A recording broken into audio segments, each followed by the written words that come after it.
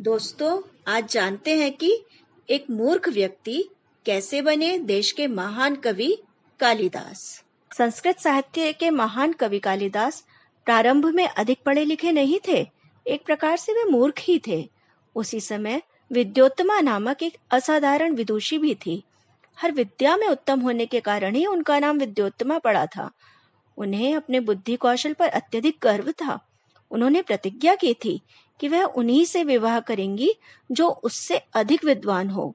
उससे शादी के लिए अनेक विद्वान आए, पर शास्त्रार्थ में उनसे पराजित होकर लौट गए। शादी में असफल विद्वानों ने अपने अपमान का बदला लेने के लिए षड्यंत्र रचा और किसी महामूर्ख से ही उनका विवाह कर देने का निश्चय कर दिया। वे सब किसी महामूर्ख की खोज में चल पड़े। मार्ग में उन्हें एक व्यक्ति मिला जो जिस डाल पर बैठा हुआ था उसी को काट रहा था। ऐसा महामूर्ख उन्होंने कभी नहीं देखा था। उसे वृक्ष से उतारा गया और कहा गया कि वह एकदम मौन रहेगा। जब वह विद्योत्तमा के सामने लाया गया तो बताया गया कि यह अद्वितीय विद्वान है, लेकिन इस समय मौन व्रत धारण किए हुए है। अतः जो पूछना हो वह इशारों में पूछा जाए। विद्योत्तमा ने उसकी ओर एक उंगली उठाई, जिसका तात्पर्य था कि ब्रह्म एक है। कालिदास ने समझा कि वह मेरी एक आंख फोड़ना चाहती है।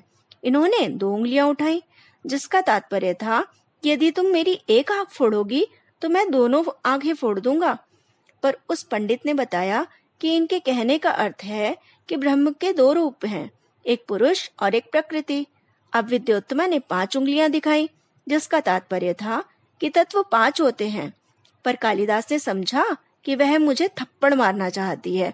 उन्होंने उसे मुक्का दिखाया, वह भी इसलिए कि यदि तुम मुझे थप्पड़ मारोगी तो मैं मुक्का मारूंगा। पर पंडितों ने बताया कि तत्व तो 5 अवश्य होते हैं, पर जब एक साथ मिलते हैं तभी उनकी सार्थकता है। इस तरह विद्योत्तमा ने अपनी हार स्वीकार कर ली और कालिदास और विद्योत्तमा का विवाह हो गया। एक बार जब कालिदास विद्योत्तमा के साथ घर पर बैठे हुए थे तो पड़ोस में एक ऊंट बोलने लगा। कालिदास ने कहा, उट्र उट्र, जो पूर्णतया अशुद्ध था। विद्योत्तमा को संदेह हुआ। उसने कई प्रश्न पूछे, पर कालिदास किसी का उत्तर नहीं दे सके। उसको समझ में आ गया कि पंडितों ने षड्यंत्र करके इस महामूर्ख के साथ मेरा विवाह करा दिया है। उसने उन्हें महामूर्ख कहते हुए घर से निकाल दिया और कहा कि जब तक तुम ज्ञान अर्जन ना कर लो, घर वापस मत आना। बेचारे कालिदास घर से निकल पड़े। उस घटना और पत्नी की व्यंग्य वाणी का उन पर इतना प्रभाव पड़ा कि वे उठे और मन ही मन प्रतिज्ञा की कि जब तक ज्ञान के शीर्ष शिखर पर नहीं पहुंच जाऊंगा, विद्योत्तमा को मुंह नहीं दिखाऊंगा। इन्होंने माँ काली की घोर आराधना की और उनकी कृपा से ज्ञान शिरोमणि बन गए।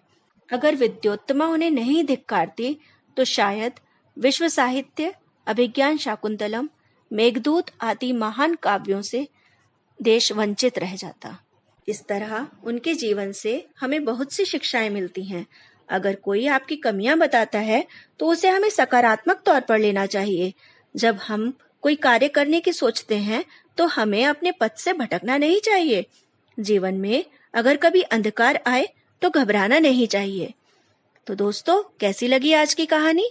अगर आपको आज की कहानी अच्छी लगी हो तो इसे लाइक करें, शेयर करें और मेरे चैनल मनमोहक कहानियां को सब्सक्राइब करना ना भूलें।